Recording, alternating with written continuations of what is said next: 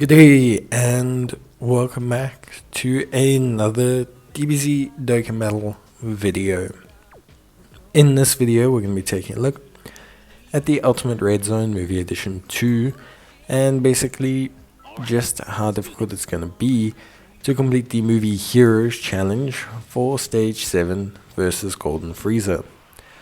Now before we talk about the team build and everything, let's talk a little bit about Golden Frieza. Golden Frieza comprises of 4 stages. The first stage is against 3 enemies: Sorbet, Captain Ginyu in another man's flesh, and the red guy with horns. I don't remember their names. I don't even think they're mentioned. I think they're maybe yelled out once. But well, I guess technically the Captain Ginyu guy had that whole training arc thing with Frieza and he then to blow up, but it is what it is. Then we have the second phase against the Int version of Final Form Frieza. We then have the third phase against the AGL Golden Frieza. And then we have the final phase against the Strength Golden Frieza. Now, I'm going to preface it pretty straightforward. The AGL phase is generally speaking the hardest phase of this fight, and I feel it's by quite some way. The AGL phase is definitely the toughest in terms of durability. He's very, very strong, and I think also as well, to be honest, he hits pretty hard. So building your team can be difficult, just depending. But we see how it goes. Now in the first phase there's nothing too much to worry about, but in the second phase Frieza is immune to sealing, attack lowering, defense lowering, and he raises his attack for 1 turn on his super attack. In the AGL phase he's immune to stunning, sealing, attack lowering, and defense lowering. And then in the strength phase he's immune to stunning, sealing, attack lowering, defense lowering, and he disables evasion. And he also has a countdown to a very, very hard hitting ability that most times will actually defeat you. And it seems like it causes some issues with revive skills as well. So definitely a very, very tough boss fight. So yeah, I think movie heroes as a category, very interesting one to build a team around. It's got some great units, but I think its synergy and its units are a little bit all over the place. For example, there are some incredibly powerful units here. You've got obviously the newly released physical LR Gogeta. You've got the strength Super Saiyan 3 Goku, who obviously is a very powerful recent release. You've got physical Ultimate Gohan. You've got the Tech Piccolo, both of which are really, really good. You have Carnival Super Saiyan Goku, you have the Super Saiyan Trio, but some of these units are all kind of a little bit all over the place in terms of restrictions. A great example of this is you want Piccolo, for example, to pair up kind of with other Piccolos. Then you want him to pair up with the Strength Piccolo. Strength Piccolo needs to have movie heroes on his team, so in this situation he's really good. But he has fallen off a little bit in terms of defensive security. Then you have, for example, Ultimate Gohan. Ultimate Gohan really, really, really needs Ki. To do that, you need your supports. Your superhero supports are not looking too hot right now. They're in a bit of a mixed state. You have some really interesting ones, like Pan, for example. But she's also kind of a bit aged out now, although still can be usable. Except she can't dodge evasion. She relies on evasion. Then you have Gamma 1 and Gamma 2, both great units, but they need dupes. And so you're kind of a little bit all over the place. It's not that it's a bad category. It's that pulling together all the pieces you need without having to have issues or synergy problems or linking problems can be really, I don't want to say challenging, but can be a little bit of something to consider, basically. But yeah, to cut a long story short, I think with your heroes is still a very wide category. I think for me, all things considered, I personally obviously say you can wait till part 2 as well for this mission. We have 2 super strong additions, well 3 technically, coming out for part 2. So you have Gamma 1, Gamma 2, the exchange unit, you have the Beast Gohan, and then you also have the Android 18 and Krillin. All 3 of which are pretty top-notch units. So you can kind of really go for it, basically, if you want to. Personally, for me, it's something that's really quite achievable. If you wait for those units, they make it quite a lot easier. So I think don't feel pressured to complete the mission now, especially if you're gonna go for Beast Gohan and stuff. There's no reason not to.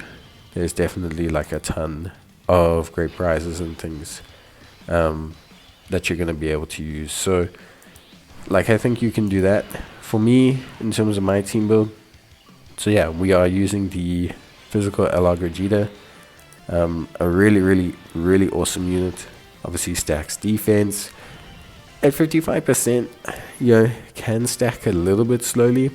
At a rainbow level, can stack really nicely, which I think is really good. And obviously his transformation, his active skill, all of that comes together really well. And I think that stuff, all looks good. I think he can lead the line from that perspective. I think it all works out, relatively well when it comes to Gogeta. I think obviously you have to time that transformation, but I think, with the early int phase and everything, he does tend to have, especially if you're using him as a primary option, he does tend to have enough time to kind of bring things together, which I think ultimately is really good. But yeah, then we have the strength, 5th year anniversary, Easy Air Gogeta, great unit, super high volume damage dealer, really doesn't mess around, absolutely top notch damage dealer. Still to this day a really good damage dealer. And I say that it's been a while since his Easy Air. I think it's only been a year, obviously.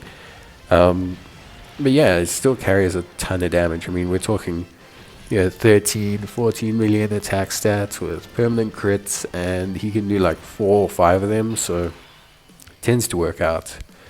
Then we have the Tech God Boys, also very solid unit in general, very decent, good damage dealer as well also. But the reason we brought them is because when they transform, they do get their evasion, which is quite helpful. That level of evasion is pretty good and does tend to provide some level of blanket security for them, at least up until the last phase where evasion is disabled. And then we have Physical Ultimate Gohan, a great unit. I still really like him. Key Blast Nullification, good damage dealer, really strong defensively after his supers, and with his active skill can do some really good damage as well. So all of that comes together really nicely, and he really helps out the team. He's also the kind of unit that can be great in the 2nd slot, but also fine in the 3rd slot, where maybe you just want someone to float around and do decent damage. So you can just feel it out. You can feel how maybe you want to really take things on. So I think that's really good. And yeah, Strength Piccolo. So Strength Piccolo I mentioned earlier, but a good unit. He's got guard. He's got really strong damage reduction. He has mechanics that really help him out.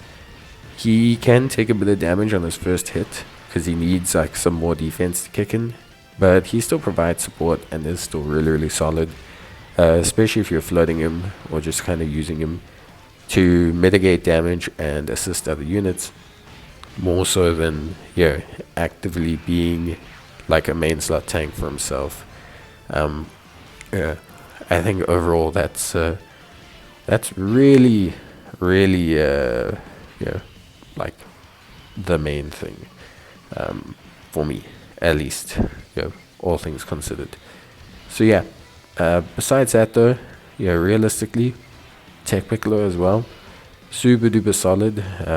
Yeah, Tech Piccolo doing a lot of really good stuff as a unit, just providing healing if necessary, his giant form if necessary, his own defensive security, his own defensive power, just a lot of really good stuff that he brings. You could make him like the main rotation unit if you want to. Still probably the most defensively sound unit on the team from like a tanking point of view, but it's entirely up to you. I think it's more whatever you're comfortable with than anything else. So yeah, at least from my perspective. But yeah, obviously we get to the strength phase, and then here we're using the active skills not to trigger the evasion, because obviously Gogeta can't evade, but Frieza doesn't really do much. So this isn't really about that. It's more about being able to get extra damage in most of the time and activate their full range of defense, so that they are really quite prepared for like any situation that could occur. Obviously Frieza does one super big attack which will cause a ton of damage to us anyway, so we're not too concerned about surviving that. The goal is to not even get there. So realistically we're just trying to do as much damage as possible between the actives, between the Dokkan attacks, between all these things, basically just hoping to really push out as much damage as possible. It's very important that Gogeta evades as much as he can before he actually gets to this phase, because that will then help him really have crit, and that's going to help him really do like a ton of damage. So definitely something to consider when you are using him. But I think ultimately overall, the final phase, I honestly haven't struggled with the strength phase, whether that's just because I always bring enough damage or because I always get lucky with crits or things like that, I don't know. But generally speaking, the final phase is not the biggest, not the biggest like problem for me. I think overall I actually find it to be like very, very straightforward when it comes to like this final phase. I think, at least for me in general. But yeah, that's basically it from me. I hope you guys enjoyed the video. If you did, let me know. And if you need any more help, let me know in the comments down below, because I'll gladly assist. Otherwise, I will see you guys in the next one. So until then, take care, stay safe, and bye.